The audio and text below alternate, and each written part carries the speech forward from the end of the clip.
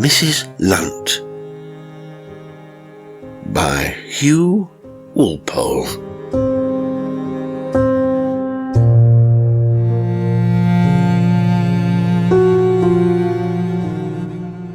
"Do you believe in ghosts?" I asked Runciman. I had to ask him this very platitudinous question more because he was so difficult a man to spend an hour with than for any other reason. You know his books, perhaps, or more probably you don't know them: The Running Man, The Elm Tree, and Crystal and Candlelight. He is one of those little men who are constant enough in this age of immense overproduction of books, men who publish every autumn their novel, who arouse by that publication in certain critics eager appreciation and praise, who have a small and faithful public, whose circulation is very small indeed, who, when you meet them, have little to say, are often shy and nervous, pessimistic and remote from daily life. Such men do fine work, are made but little of in their own day, and perhaps 50 years after their death are rediscovered by some digging critic, and become a sort of cult with a new generation. I asked Runciman that question because, for some unknown reason, I had invited him to dinner at my flat, and was now faced with a long evening filled with that most tiresome of all conversations, talk that dies every 2 minutes and has to be revived with terrific exertions. Being myself a critic, and having on many occasions praised Runciman's work, he was the more nervous and shy with me. Had I abused it, he would perhaps have had plenty to say. He was that kind of man. But my question was a lucky one. It roused him instantly. His long, bony body became full of a new energy. His eyes stared into a rich and exciting reminiscence. He spoke without pause, and I took care not to interrupt him. He certainly told me one of the most astounding stories I have ever heard. Whether it was true or not, I cannot, of course, say. These ghost stories are nearly always at second or third hand. I had, at any rate, the good fortune to secure mine from the source. Moreover, Runciman was not a liar. He was far too serious for that. He himself admitted that he was not sure, at this distance of time, as to whether the thing had gained as the years passed. However, here it is, as he told it. "It was some 15 years ago," he said. "I went down to Cornwall to stay with Robert Lunt. Do you remember his name? No, I suppose you do not. He wrote several novels, some of those half-and-half things that are not quite novels, not quite poems, rather mystical and picturesque, and are the very devil to do well. De la Mare's Return is a good example of the kind of thing. I had reviewed somewhere his last book, and reviewed it favourably, and received from him a very touching letter, showing that the man was thirsting for praise, and also, I fancied, for company. He lived in Cornwall, somewhere on the sea-coast, and his wife had died a year ago. He said he was quite alone there, and would I come and spend Christmas with him? He hoped I would not think this impertinent. He expected that I would be engaged already, but he could not resist the chance. Well, I wasn't engaged. Far from it. If Lunt was lonely, so was I. If Lunt was a failure, so was I. I was touched, as I have said, by his letter, and I accepted his invitation. As I went down in the train to Penzance, I wondered what kind of a man he would be. I had never seen any photographs of him. He was not the sort of author whose picture the newspapers publish. He must be, I fancied, about my own age, perhaps rather older. I know when we're lonely how some of us are for ever imagining that a friend will somewhere turn up. That ideal friend who will understand all one's feelings, who will give one affection without being sentimental, who will take an interest in one's affairs without being impertinent. Yes, the sort of friend one never finds. I fancy that I became quite romantic about Lunt before I reached Penzance. We would talk, he and I, about all those literary questions that seemed to me at that time so absorbing. We would perhaps often stay together, and even travel abroad on those little journeys that are so swiftly melancholy when one is alone, so delightful when one has a perfect companion. I imagined him as sparse and delicate and refined, with a sort of wistfulness and rather childish play of fancy. We had both, so far, failed in our careers, but perhaps together we would do great things. When I arrived at Penzance, it was almost dark, and the snow, threatened all day by an overhanging sky, had begun gently and timorously to fall. He had told me in his letter that a fly would be at the station to take me to his house, and there I found it, a funny old weather-beaten carriage with a funny old weather-beaten driver. At this distance of time my imagination may have created many things, but I fancy that from the moment I was shut into that carriage, some dim suggestion of fear and apprehension attacked me. I fancy that I had some absurd impulse to get out of the thing and take the night train back to London again, an action that would have been very unlike me, as I had always a sort of obstinate determination to carry through anything that I had begun. In any case, I was uncomfortable in that carriage. It had, I remember, musty smell of damp straw and stale eggs, and it seemed to confine me so closely, as though it were determined that once I was in, I should never get out again. Then it was bitterly cold. I was colder during that drive than I have ever been before or since. It was that penetrating cold that seems to pierce your very brain, so that I could not think with any clearness, but only wish again and again that I hadn't come. Of course, I could see nothing, only feel the jolt over the uneven road. And once and again we seemed to fight our way through dark paths, because I could feel the overhanging branches of the trees knock against the cab with mysterious taps, as though they were trying to give me some urgent message. Well, I mustn't make more of it than the facts allow, and I mustn't see into it all the significance of the events that followed. I only know that as the drive proceeded, became more and more miserable with the cold of my body, misgivings of my imagination, the general loneliness of my case. At last we stopped. The old scarecrow got slowly off his box, with many heavings and sighings, came to the cab door, and with great difficulty opened it. I got out of it, and found that the snow was now falling very heavily indeed, and that the path was lighted with its soft, mysterious glow. Before me was a humped and ungainly shadow, the house that was to receive me. I could make nothing of it in that darkness, but only stood there shivering while the old man pulled at the doorbell with a sort of frantic energy, as though he were anxious to be rid of the whole job as quickly as possible and return to his own place. At last, after what seemed an endless time, the door opened, and an old man, who might have been own brother to the driver, poked out his head. The two old men talked together, and at last my bag was shouldered, and I was permitted to come in out of the piercing cold. Now this, I know, is not imagination. I have never, at any period of my life, hated at first sight so vigorously any dwelling place into which I have ever entered as I did that house. There was Nothing especially disagreeable about my first vision of the hall.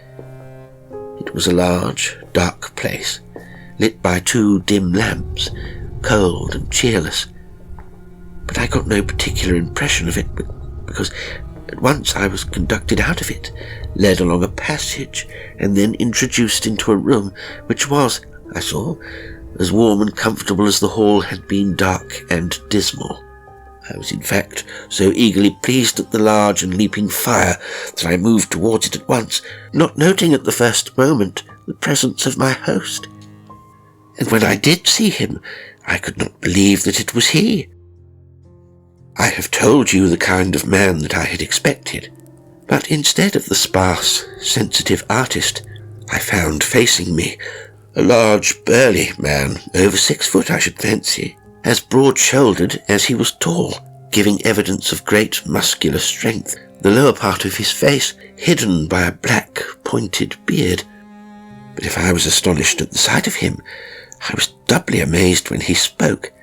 His voice was thin and piping, like that of some old woman, and the little nervous gestures that he made with his hands were even more feminine than his voice. But I had to allow, perhaps, for excitement. For excited he was. He came up to me, took my hand in both of his, and held it as though he would never let it go. In the evening he apologized for this. "I was so glad to see you," he said. "I couldn't believe that really you would come. You were the first visitor of my own kind that I have had here for ever so long. I was ashamed indeed of asking you, but I had to snatch at the chance. It means so much to me." His eagerness, in fact, had something disturbing about it. Something pathetic, too. He simply couldn't do too much for me. He led me through funny, crumbling old passages, the boards creaking under us at every step, up some dark stairs.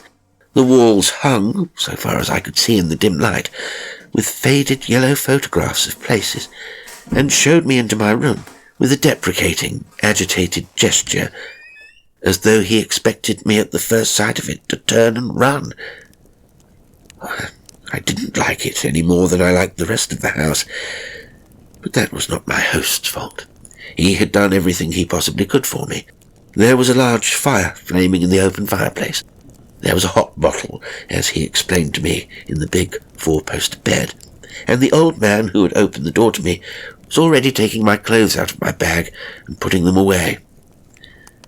Lunt's nervousness was almost sentimental. He put both his hands on my shoulders and said, looking at me pleadingly, "If you only knew what it is for me to have you here. The talks we'll have. Well, I must leave you. You come down and join me, won't you? As soon as you can." It was then, when I was left alone in my room, that I had my second impulse to flee. 4 candles in tall old silver candlesticks were burning brightly, and these, with the blazing fire, gave plenty of light, and yet the room was in some way dim, as though a faint smoke pervaded it. And I remember that I went to one of the old lattice windows and threw it open for a moment, as though I felt stifled. 2 things quickly made me close it. One was the intense cold which, with a fluttering scamper of snow, blew into the room, and the other was the quite deafening roar of the sea, which seemed to fling itself at my very face as though it wanted to knock me down. I quickly shut the window, turned round, and saw an old woman standing just inside the door. Now, every story of this kind depends for its interest on its verisimilitude. Of course, to make my tale convincing, I should be able to prove to you that I saw that old woman, but I can't. I can only urge upon you my rather dreary reputation of probity. You know that I am a teetotaler, and always have been, and most important evidence of all, I was not expecting to see an old woman. And yet, I hadn't the least doubt in the world but that it was an old woman I saw. You may talk about shadows, clothes hanging on the back of the door and the rest of it. I don't know. I have no theories about this story. I'm not a spiritualist. I don't know that I believe in anything especially, except the beauty of beautiful things. We'll put it, if you like, that I fancied that I saw an old woman, and my fancy was so strong that I can give you to this day a pretty detailed account of her appearance. She wore a black silk dress, and on her breast was a large, ugly gold brooch. She had black hair, brushed back from her forehead and parted down the middle. She wore a collar of some white stuff round her throat. Her face was one of the wickedest, most malignant and furtive that I have ever seen. Very white in colour. She was shrivelled enough now, but might once have been rather beautiful. She stood there quietly, her hands at her side. I thought that she was some kind of housekeeper. "I have everything I want, thank you," I said.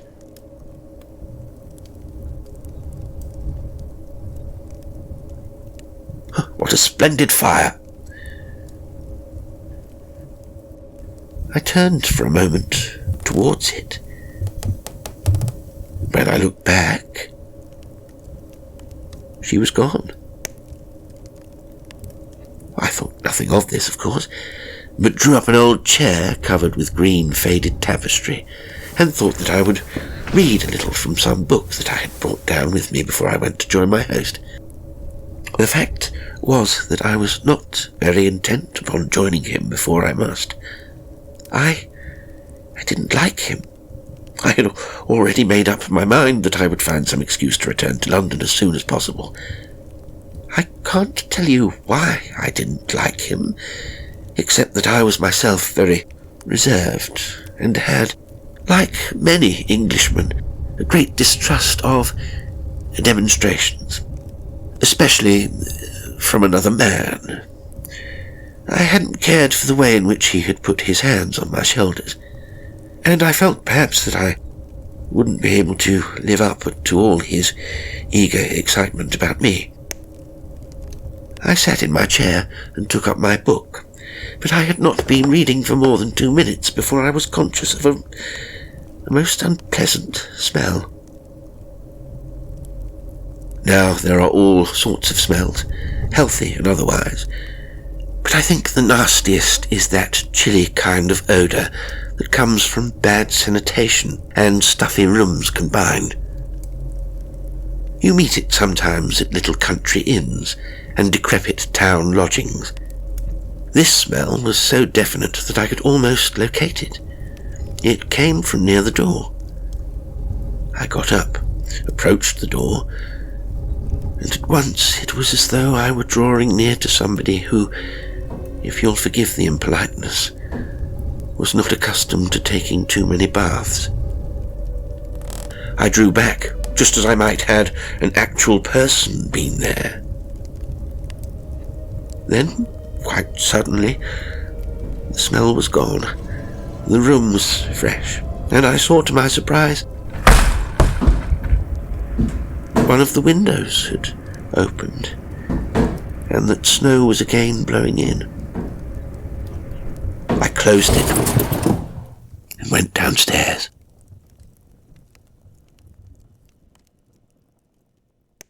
The evening that followed was odd enough. My host was not in himself an unlikable man. He did his very utmost to please me. He had a fine culture and a wide knowledge of books and things. He became quite cheerful as the evening went on, gave me a good dinner in a funny little dining room, hung with some admirable mezzotints. The serving man looked after us, funny old man with a long white beard like a goat, and oddly enough it was from him that I first recaught my earlier apprehension. He had just put the dessert on the table, had arranged my plate in front of me, when I saw him give a start and look towards the door.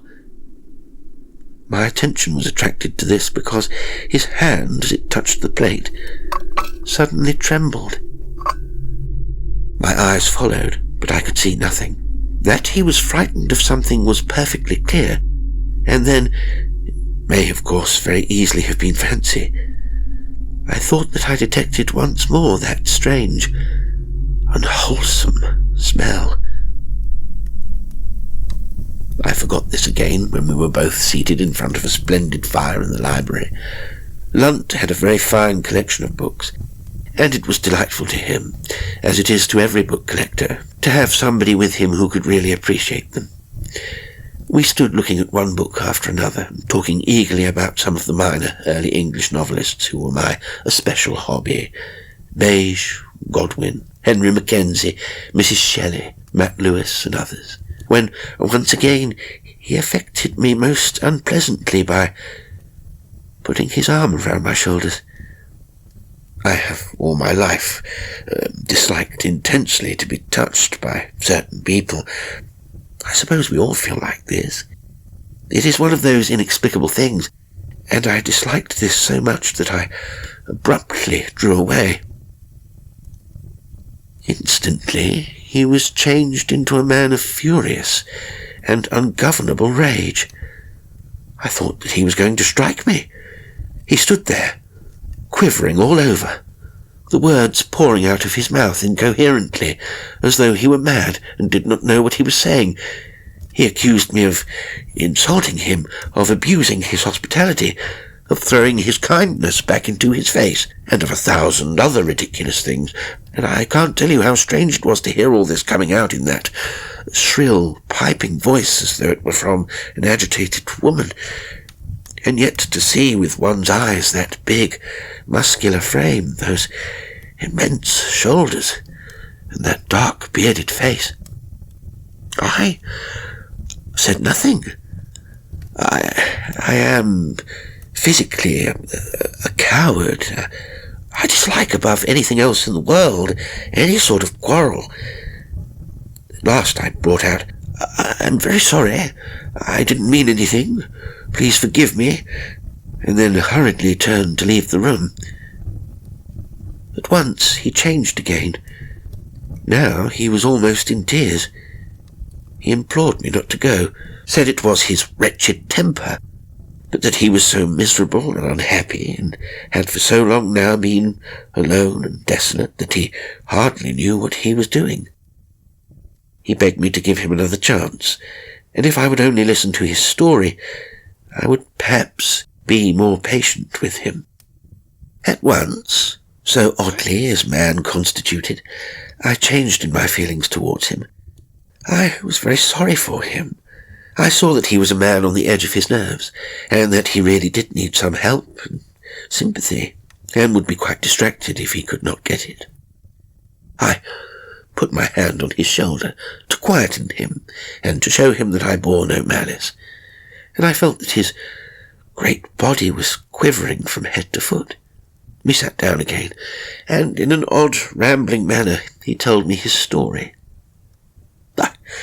It amounted to very little, and the gist of it was that, rather to have some sort of companionship than from any impulse of passion, he had married some 15 years before the daughter of a neighbouring clergyman.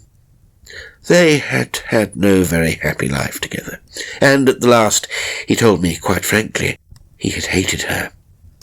She had been mean, overbearing, and narrow-minded. It had been, he confessed, nothing but a relief to him when, just a year ago, she had suddenly died from heart failure. He had thought then that things would go better with him, but they had not. Nothing had gone right with him since. He hadn't been able to work. Many of his friends had ceased to come to see him. He had found it even difficult to get servants to stay with him. He was desperately lonely. He slept badly. That was why his temper was so terribly on edge. He had no one in the house with him save the old man, who was, fortunately, an excellent cook, and a boy, the old man's grandson. "Oh, I thought," I said, that excellent meal tonight was cooked by your housekeeper." "My housekeeper?" he answered. "There's no woman in the house." "Oh, but one came to my room," I replied, "this evening, an old ladylike-looking person in a black silk dress." "You were mistaken," he answered in the oddest voice, as though he were exerting all the strength that he possessed to keep himself quiet and controlled. "I'm sure that I saw her," I answered. "There couldn't be any mistake." And I described her to him. "You were mistaken," he repeated again. "Don't you see that you must have been when I tell you there is no woman in the house?" I reassured him quickly, lest there should be another outbreak of rage. Then there followed the strangest kind of appeal. Urgently, as though his very life depended upon it, he begged me to stay with him for a few days. He implied, although he said nothing definitely, that he was in great trouble, that if only I would stay for a few days, all would be well, that if ever in all my life I had had a chance of doing a kind action, I had one now, that he couldn't expect me to stop in so dreary a place, but that he would never forget it if I did. He spoke in a voice of such urgent distress that I comforted him as I might a child, promising that I would stay, and shaking hands with him on it, as though it were a kind of solemn oath between us. "I am sure that you would wish me to give you this incident as it occurred, and if the final catastrophe seems to come, as it were, accidentally, I can only say to you that that was how it happened. It is since the event that I have tried to put two and two together, and that they don't altogether make four is the fault that mine shares, I suppose, with every true ghost story. But the truth is that after that very strange episode between us, I had a very good night. I slept the sleep of all justice, cosy and warm in my four-poster, with the murmur of the sea beyond the windows to rock my slumbers. Next morning, too, was bright and cheerful, the sun sparkling down on the snow, and the snow sparkling back to the sun as though they were glad to see one another. I had a very pleasant morning, looking at Lunt's books, talking to him, and writing one or two letters. I must say that, after all, I liked the man. His appeal to me on the night before had touched me. So few people, you see, had ever appealed to me about anything. His nervousness was there, and the constant sense of apprehension, yet he seemed to be putting the best face on it, doing his utmost to set me at my ease, in order to induce me to stay, I suppose, and to give him a little of that company that he so terribly needed. I dare say, if I had not been so busy about the books, I would not have been so happy. There was a strange, eerie silence about that house, if one ever stopped to listen. And once, I remember, sitting at the old bureau, writing a letter, I raised my head and looked up and caught Lunt watching, as though he wondered whether I had heard or noticed anything. And so I listened too, and it seemed to me as though someone were on the other side of the library door, with their hand raised to knock. A quaint notion, with nothing to support it. But I could have sworn that if I had gone to the door and opened it suddenly, someone would have been there. However, I was cheerful enough, and after lunch quite happy. Lunt asked me if I would like a walk, and I said I would, and we started out in the sunshine over the crunching snow towards the sea. I don't remember what we talked of. We seemed to be now quite at our ease with one another. We crossed the fields to a certain point, looked down at the sea, smooth now, like silk, and turned back. I remember that I was so cheerful that I seemed suddenly to take a happy view of all my prospects. I began to confide in Lunt, telling him of my little plans, of my hopes for the book that I was then writing, and even began rather timidly to suggest to him that perhaps we should do something together, that what we both needed was a friend of common taste with ourselves.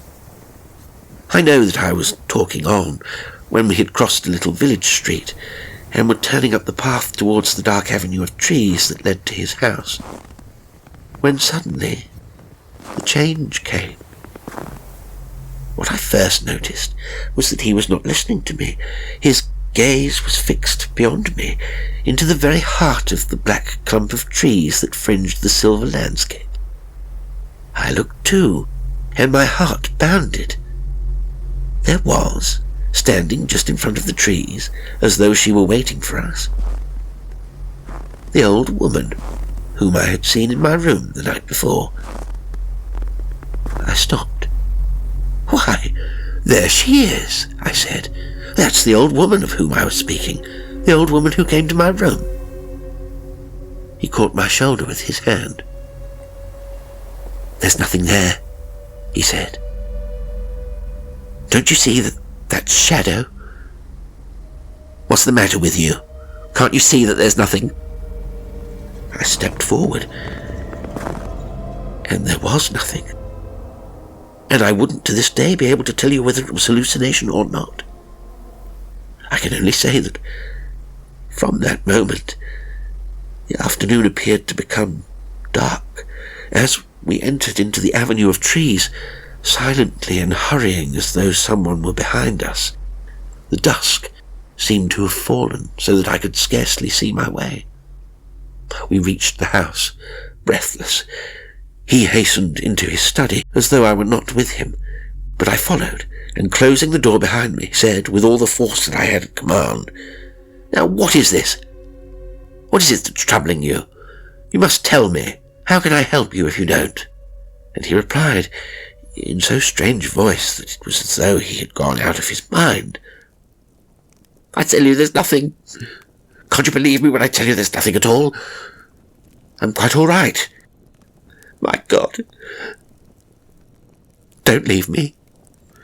This is the very day, the very night," she said. "But I did nothing. I tell you, I did nothing. It's only her beastly malice." He broke off.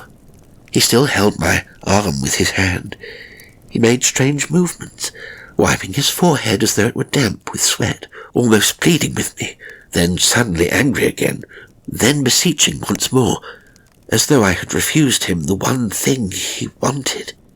I saw that he was truly not far from madness, and I began myself to have a sudden terror of this damp, dark house, this great, trembling man, and something more that was worse than they. But I pitied him. How could you or any man have helped it? I made him sit down in the armchair beside the fire, which had now dwindled to a few glimmering red coals. I let him hold me close to him with his arm, and clutch my hand with his, and I repeated as quietly as I might, "Tell me, and don't be afraid, whatever it is you have done. Tell me what danger it is you fear, and then we can face it together." "Fear, fear," he repeated, and then with a mighty effort which I could not but admire, he summoned all his control. "I'm off my head," he said, "with loneliness and depression. My wife died a year ago on this very night. We hated one another. I couldn't be sorry when she died, and she knew it. When that last heart attack came on, between her gasps, she told me that she would return. And I've always dreaded this night. That's partly why I asked you to come. Not to have someone here, anybody. You've been very kind, more kind than I had any right to expect. You must think me insane going on like this. But see me through tonight, and we'll have splendid times together. Don't desert me now. Now of all times. I promised that I would not. I soothed him as best I could. We sat there for I know not how long, through the gathering dark. Neither of us moved. The fire died out, and the room was lit with a strange, dim glow that came from the snowy landscape beyond the uncurtained windows. Ridiculous, perhaps, as I look back at it. We sat there, I in a chair close to his, hand in hand, like a couple of lovers. But in real truth, two men terrified, fearful of what was coming, and unable to do anything to meet it. I think that was perhaps the queerest part of it, a sort of paralysis that crept over me. What would you or anyone else have done? Summoned the old man? Gone down to the village inn, fetched the local doctor? I could do nothing but see the snowshine move like trembling water about the furniture, and hear, through the urgent silence, the faint hoot of an owl from the trees in the wood.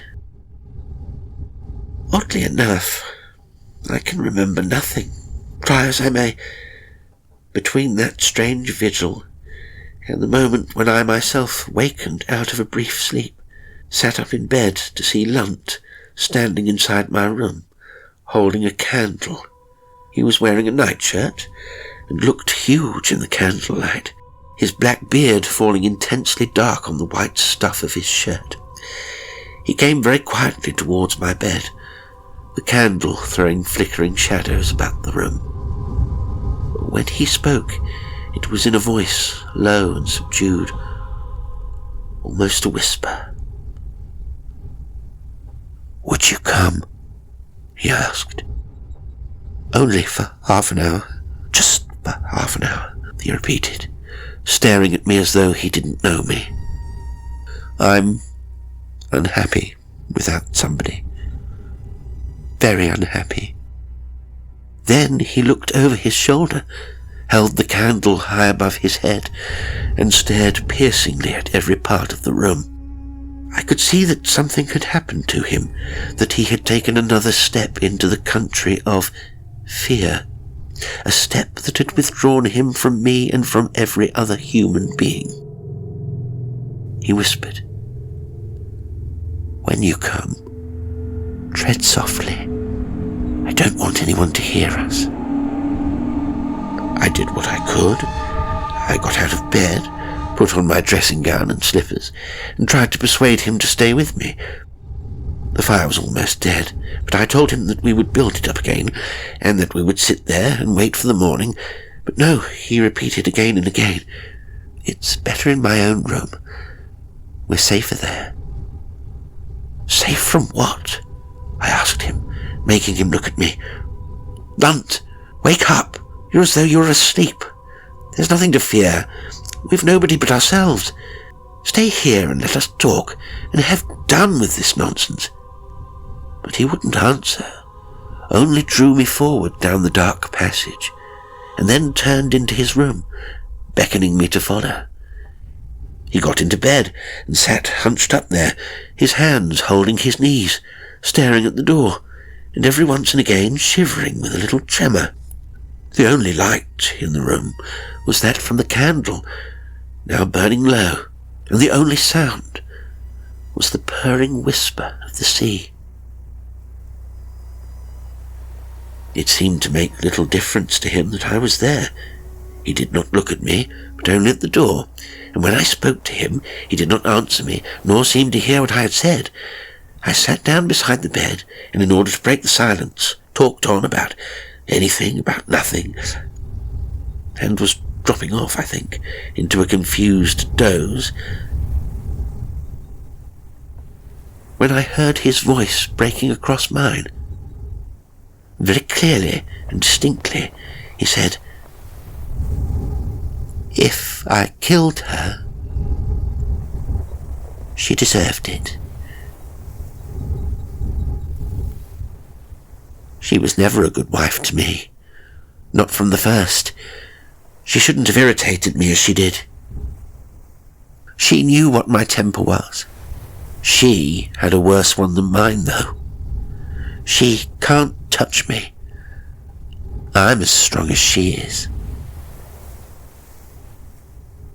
And it was then, as clearly as I can now remember, that his voice suddenly sank into a sort of gentle whisper, as though he were almost glad that his fears had been confirmed.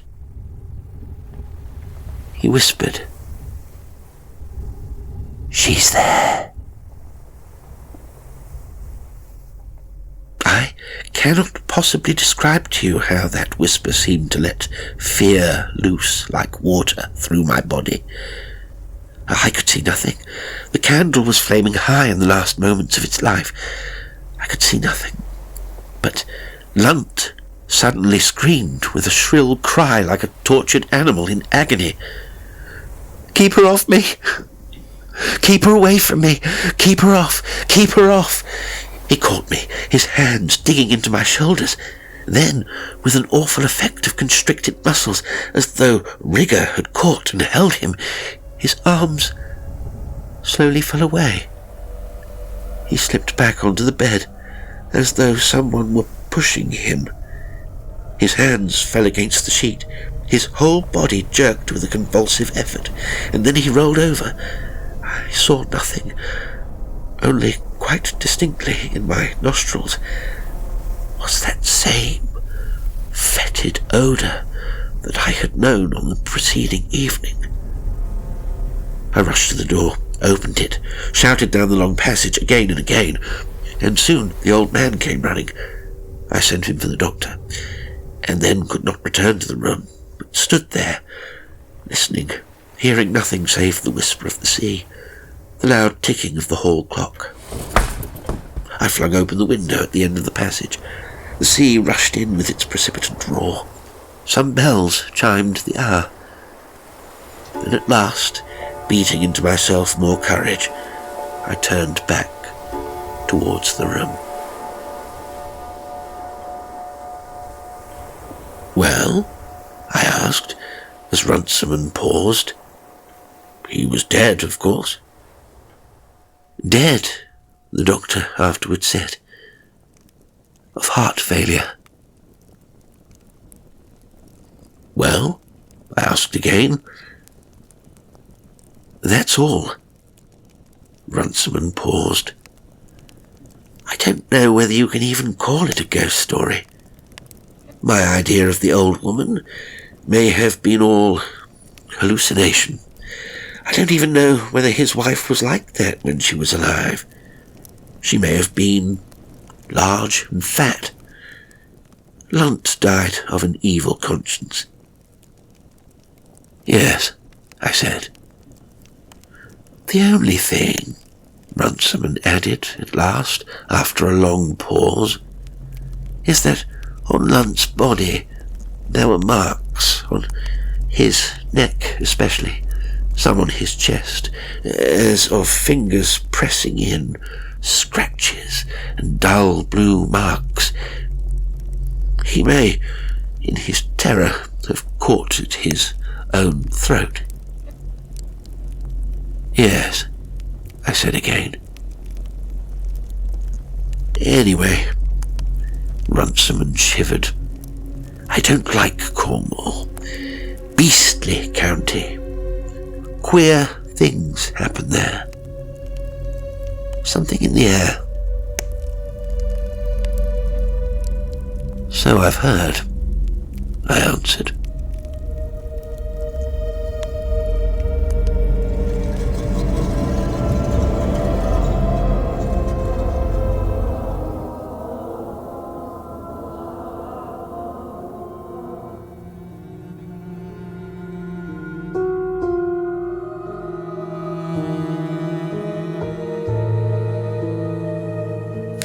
Today's story was Mrs. Lunt